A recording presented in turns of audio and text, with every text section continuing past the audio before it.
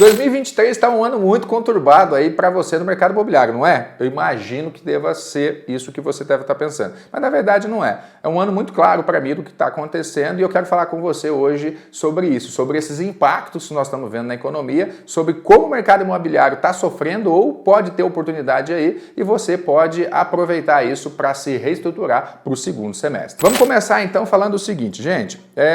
De fato, você já deve saber que nós estamos numa situação nesse primeiro momento que talvez na sua praça você começou agora, no meio do ano, a perceber que as vendas estão reduzindo, né?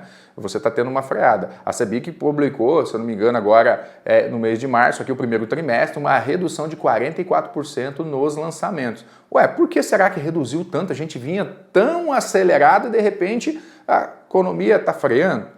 De fato ela está freando. Vamos lembrar um pouquinho? Em março de 2021, se eu não me engano, né, foi em março de 2021, o Banco Central começou a mudar as regras da taxa Selic. Ou seja, começou a subir a taxa Selic. E o que a taxa Selic é? A taxa Selic, ela nada mais é do que o principal índice, né, de regulação das transações financeiras no mercado brasileiro. Então, quando ela começa a subir, ela vai impactando uma série de contratos. E aí você fala, né, mas lá atrás estava tudo bem. De fato estava tudo bem. Quando ela chegou em 13,75 e parou, parece que ela não parou, parece que está só piorando, porque a Selic foi subindo, todo mundo foi ficando inseguro, falando, ixi, vai ficar caro o crédito, vai atrapalhar. Só que ela parou. Só que o efeito dela demora para chegar, né? Por quê?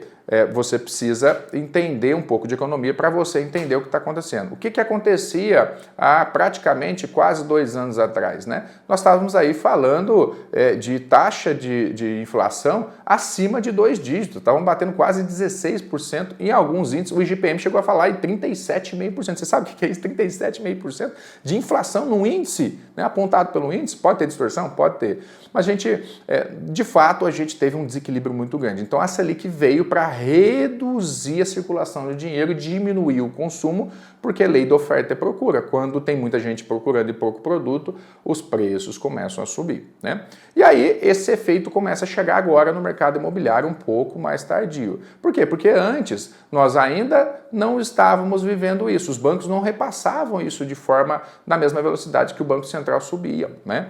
Só que agora já está pesando no contrato, né? Você já deve estar aí, a gente deve estar falando quase 10 meses que a gente está falando em contratos de financiamento imobiliário acima também de 2 dígitos, tá? Por quê? Porque está compensando mais para o investidor deixar o dinheiro dele parado numa aplicação financeira do que botar esse dinheiro para girar na economia como um todo. E isso é no geral. Então, a partir do momento que o dinheiro começa a reduzir, de fato, você começa a diminuir o consumo. Só que a gente não está vivendo isso de forma tão drástica, né? Eu tenho falado que essa frenagem ela está sendo de forma lenta e até bom para a gente, porque se a gente analisar o nosso país em relação ao mercado internacional, você vai ver que o Brasil está muito melhor. Só que isso tudo tem um efeito, né? O principal efeito disso é quando eu começo a reduzir, né? Quando eu começo a reduzir a circulação de dinheiro, quando eu começo a ter menos gente consumindo, as pessoas tendem a gerar desemprego, porque as indústrias também começam a ter que demitir. Então ela começa a ter uma redução, né?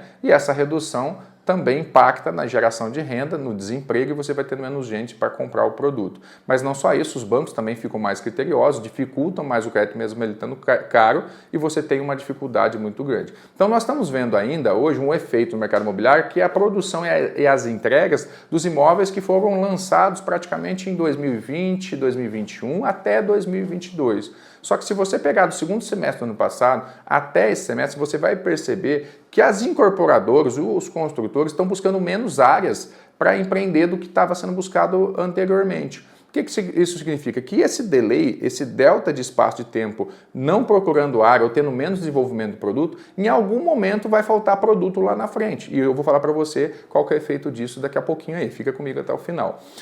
Então, ela está reduzindo. Agora, nesse primeiro trimestre, o que aconteceu? Nós tivemos menos lançamentos. Por que tem menos lançamentos? Porque os incorporadores estão mais inseguros, mas não só porque eles estão inseguros. Se o crédito está caro e o custo está alto, fica difícil eu lançar um outro produto, porque eu vou pegar dinheiro muito caro, eu tenho que repassar isso para o produto e eu ainda tenho o risco do cara não ter crédito ou ele estar inseguro para comprar o imóvel. Então, por que eu incorporador, loteador, construtor, vou correr esse risco. Então, se eu estava lançando 10 prédios, eu lanço 3. Então, isso gera uma contração. Então, veja que nós estávamos acelerando e essa aceleração você começa a ter, pode até estar tendo saldo positivo, só que ele não cresce mais na mesma velocidade que estava crescendo e, de repente, ele vai chegar a um ponto até empatar, ou seja, o número de lançamentos acaba sendo igual ao ano passado e começa depois a refletir, reduzindo, ao ponto de falar assim, nossa, nós estamos tendenciando para uma recessão técnica, que eu acho que não vai acontecer, tá, gente? Eu acho que, pelo que estou vendo os dados econômicos, podem ser que isso seja só uma suposição que, de fato, não aconteça. E aí, outro dado importante que a gente tem que comentar aqui também é o seguinte, a poupança, né? A poupança, fora o que está Minha Casa Minha Vida, que se usa muito o FGTS para fazer os financiamentos, né? A poupança é o que usa para fazer os financiamentos de outros produtos imobiliários que não se encaixam no Minha Casa Minha Vida. E a poupança, desde 2014, ela está sendo reduzida, ou seja, você está tendo muito mais retirada de dinheiro do que entrada de dinheiro. Então tem um déficit, né, de poupança e isso vai reduzindo também o dinheiro disponível para financiamento imobiliário. Então, no último trimestre, o Banco Central apontou uma redução de 60%, né, em comparação ao mesmo período. É muita a redução, né, e todo ano ele está sendo cada vez mais maior, né, então essa redução. E isso faz com que tenha menos dinheiro para financiar a construção de imóveis, né? Na verdade não a construção também, mas o principal financiar o comprador, né, nessa operação de imóvel. Vai ficar dessa forma? Não, acredito que não. A nossa economia, o mundo em si, a gente sempre gera uma solução diferente para poder pensar como que nós vamos cuidar dos imóveis no futuro. Tá? Como que nós vamos fazer esse financiamento, como que nós vamos fazer essa esteira rodar no futuro. Mas isso é um outro efeito que nós estamos tendo, porque as pessoas estão sacando esse dinheiro porque o custo de vida está alto, a inflação foi elevada, as pessoas estão gastando mais para poder se manter e esse dinheiro está sendo consumido para se manter esse padrão de vida, ou o mínimo do padrão de vida que essa pessoa precisa. Mas enfim, gente, esse aqui é o cenário macro, uma visão macro do que está acontecendo hoje. Eu não estou aqui para ser cavaleiro do apocalipse, eu nem acredito que vai ser esse cenário consolidado com uma recessão, como eu falei. Eu quero falar para vocês a previsão, né, o que está acontecendo para 2023 e que pode ser positivo e você pode aproveitar isso. Isso que eu disse aqui é só para você se ater, se preparar, porque tem muita gente que está nessa onda de estar negativo, então aí é uma hora de você ir comprando, né? Você ir orientando as pessoas para fazer essa compra, tá esperto, porque pode dar uma pioradinha, mas não vai ficar assim. E aí é a hora de você estar preparado para fazer boas aquisições, porque pode ser que tenha gente que vai vender ágil, porque não consegue financiamento, né? Pode ser que gente que se endividou porque está apertado, que não está vendendo, é hora de você comprar esse ativo lá. Então fique esperto com essas oportunidades, porque ela está aí aos seus pés. Mas nós vamos ter a virada da curva, e aí eu vou falar para você o que eu acho que vai acontecer pelos dados que eu estou vendo aqui. Primeiro ponto, governo federal, né? Tá entrando aí, a gente está conseguindo bater algumas metas, por exemplo, nós estamos reduzindo a inflação. A Selic está alta sim, né? Mas a inflação agora a gente já está nesse trimestre a 5,69% e a meta do governo é 3,5%. Então, como está reduzindo, está 1/3 do que foi praticamente, ela está 1/3 da inflação do que foi, a tendência do governo a partir do segundo semestre é começar a dar sinal para a economia que vai reduzir a Selic. Né? Se você pegar o relatório, o boletim da Focus, você vai ver que eles estão apontando que em 2025 nós vamos estar com a Selic de 9%. Então pode ser que nós começamos a ver, né, a partir desse segundo semestre uma redução da Selic. Se começar a ter uma redução da Selic, começa o otimismo na economia e as pessoas começam de novo a querer voltar a comprar imóvel. Né? Esse é o primeiro ponto, o ponto positivo que a gente pode estar vivendo. O segundo ponto é que o governo precisa vir com as promessas que ele fez. Né? Então o Bolsa Família já foi consolidado, você tem mais R$150 a mais do que era pago do Bolsa Família, que foi consolidado agora para R$600, e essas pessoas vão estar recebendo e vai estar girando a economia. Inclusive, que é o que já está mantendo a economia aquecida, né? E isso vai continuar nos próximos anos. E aí tem uma mudança legal que está sendo implementada no programa Minha Casa Minha Vida, que é a mudança simples do seguinte, voltar à faixa 1. O que eu acho que é legal a faixa 1? A faixa 1 ela gera subsídio de até 90% para pessoas que ganham até 2.640, se eu não me engano. Então, isso faz com que pessoas mais simples tenham algo muito importante, que não é só a casa, é a dignidade. É direito a um lugar seguro, a um lugar com infraestrutura e saneamento básico, né? A pessoa se sente parte da sociedade. E isso tira a pessoa da criminalidade, tira a pessoa da droga, você cria o ambiente, o lar. Eu sempre falo que a casa é um lar, né? E um lar ele não é feito de tijolo e cimento, ele é feito de carinho, de atenção, de amor. E isso gera a possibilidade de você criar bons indivíduos para frente. Então isso é uma grande vantagem que a gente tem, né, com a inclusão do faixa 1. A gente melhora a população, melhora a qualidade de vida da população, melhora a capacidade cognitiva da população a partir do momento que você começa a dar dignidade para ela, porque ela entende que ela pode mais, e isso é importante. Então o faixa 1 está voltando de novo, com a possibilidade de até 90% de subsídio. Uma outra coisa legal que nós estamos vendo do Minha Casa Minha Vida é agora a possibilidade das mesmas regras que envolvem o faixa 2 e faixa 3 do Minha Casa Minha Vida serem utilizadas para imóveis usados. Então, isso mesmo, imóveis usados. Qual é a grande vantagem nisso? Antes, esse cara não tinha essa linha de crédito. Agora você imagina, eu tenho um imóvel, eu não estou satisfeito com esse imóvel, né? Está alugado. Eu posso não querer comprar um imóvel novo em construção na planta porque vai demorar mais tempo. Então eu pego e falo assim, opa, eu tenho a possibilidade de um imóvel que foi entregue há 2, 3, 4 anos de comprar esse imóvel.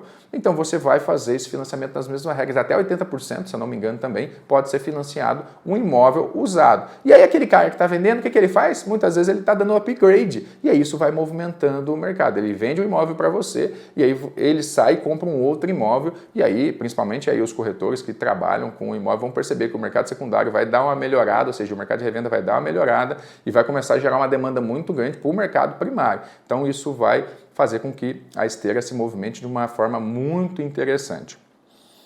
E está sendo analisado nesse novo texto também a possibilidade do Minha Casa Minha Vida, do programa, fazer reforma, né?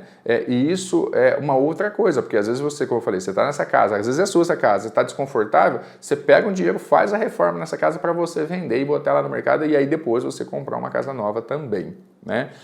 Um outro ponto que eu acho que vai ser um dos mais importantes é que na nova redação que está sendo validada agora no mês de no mês de junho, a possibilidade dos bancos privados, bancos digitais e cooperativas de crédito também terem acesso ao recurso do Minha Casa Minha Vida para poder emprestar e financiar outras obras. Então, sai da esfera da Caixa Econômica Federal, né, essa hegemonia para cuidar desse recurso e começa a distribuir. Isso faz com que o recurso seja pulverizado mais no mercado. Nós temos que ver se tem recurso suficiente, porque demanda tem, né?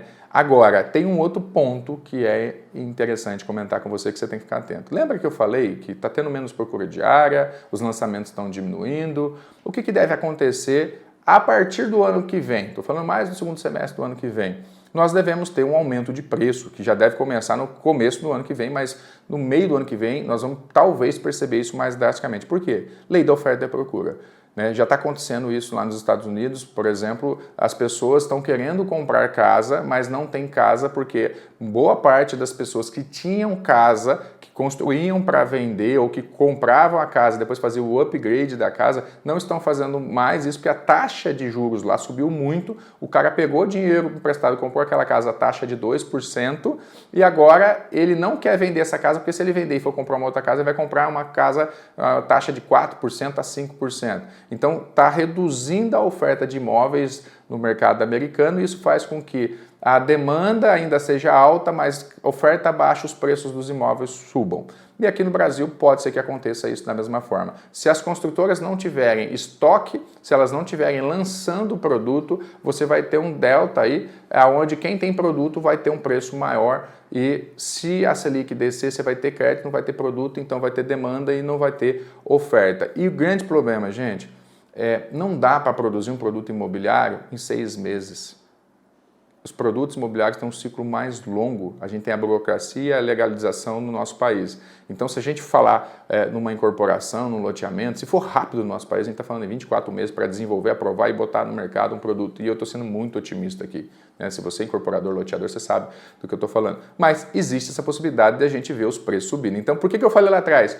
compra imóvel, começa a validar para comprar o imóvel, porque vai dar uma ajustada. Pode ser que reduza ainda, a gente entra num buraco aí na frente nos próximos meses, pode ser, mas não é nada grande. Pelo menos os sinais que nós estamos tendo macroeconômicos, né, mostra que o nosso governo está direcionando algumas ações que podem botar, até em conjunto com o Banco Central, tá tendo briga aí com o Banco Central, mas o que está fazendo está sendo feito de uma forma muito inteligente.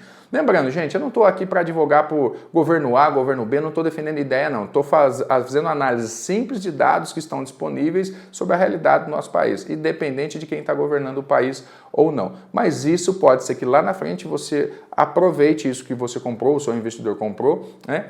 Os ágios que de repente está disponível agora, você comprou e pegou aquele imóvel e lá na frente você vai viver o up desse mercado e poder estar distribuindo esses imóveis com rentabilidade maior do que você imaginava nos próximos meses, exatamente pela lei da oferta e procura.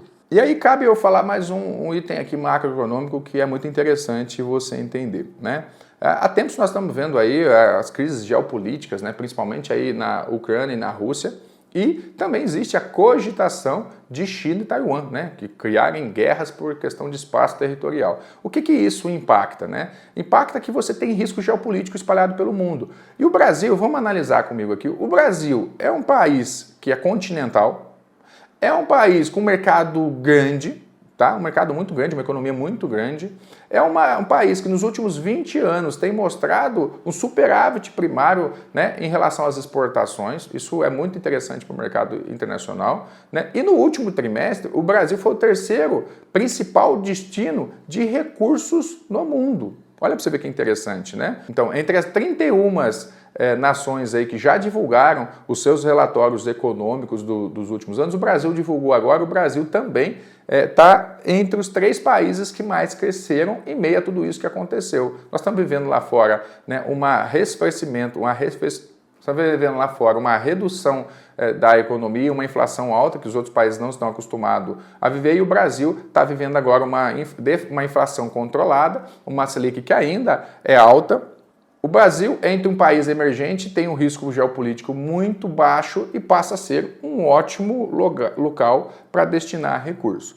E aí, falando de novo da questão geopolítica, né, isso beneficia muito o nosso agronegócio. A gente deve agora, nesse ano, bater recordes de produção de soja e de milho. E aí, quando a gente analisa o mercado internacional, a gente pode avaliar. A China quer voltar a colocar algumas políticas de incentivo ao mercado imobiliário chinês, né, para reestabilizar, né, a economia lá na China, que sofreu muito nesses últimos anos, principalmente o mercado imobiliário lá. Então, isso acontecendo, a demanda por minério de ferro vai ser altíssima e o Brasil é um dos maiores exportadores para a China também de minério de ferro. Então, o que isso faz com a nossa balança comercial? Quando a gente aumenta a exportação, você tende a ter uma entrada maior de dólar. Com a entrada maior de dólar, a nossa reserva de dólar passa a ser maior, o nosso real se valoriza perante ao dólar. Então, quanto mais dólar você tem aqui, mais o real vai ser valorizado e a nossa importação vai ser barateada. Então, para a gente que está aqui interno, com o tempo nós vamos de repente comprar produtos mais baratos e a inflação começa também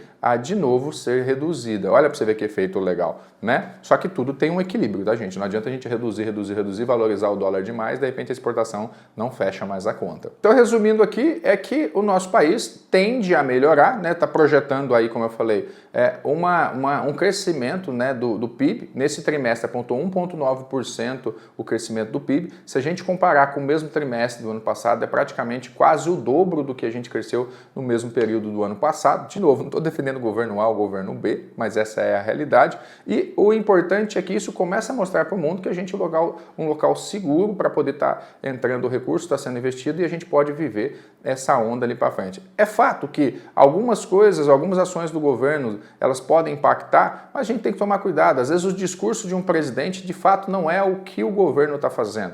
Então a gente não pode levar tudo que seja falado aí pelo Lula hoje sobre como ele vai lidar, como que não está refletindo as ações que estão sendo feitas. Algumas promessas estão sendo implementadas e estão sendo colocadas conforme foi a campanha, outras não, mas a gente tem um governo muito dividido. Se essa fumaça toda que tem, se essa briga política que tem de lado A, lado B, ela não for intensificada e a gente entender que a gente tem que fazer análises técnicas e mais profundas sobre o mercado, a gente pode viver aí um 2024 muito forte, um 2025 surpreendente. É lógico, a gente tem que equilibrar tudo isso porque quem conduz a economia são pessoas e a gente não sabe até onde elas vão e como vão. Mas que a expectativa para 2023 é que a gente termine com um PIB positivo, ela é muito grande, né? A gente já está consolidando aí 1,9, quem sabe a gente chega no final do ano atingindo um PIB crescente na faixa de 3%. Então, gente, essa é a minha visão do mercado, espero que você tenha gostado do conteúdo. Se você gostou do conteúdo, deixa seu comentário aqui. Se ele foi útil mesmo para você, manda para um amigo, se você acha que vai enriquecer o trabalho do seu amigo também. E, muito importante para mim, vai lá em seguir, inscrever-se no canal, ajuda a gente a crescer na distribuição de conteúdo aí, tá bom? Te agradeço por estar aqui comigo até o final, espero que tenha sido útil o conteúdo para você e te vejo no próximo vídeo.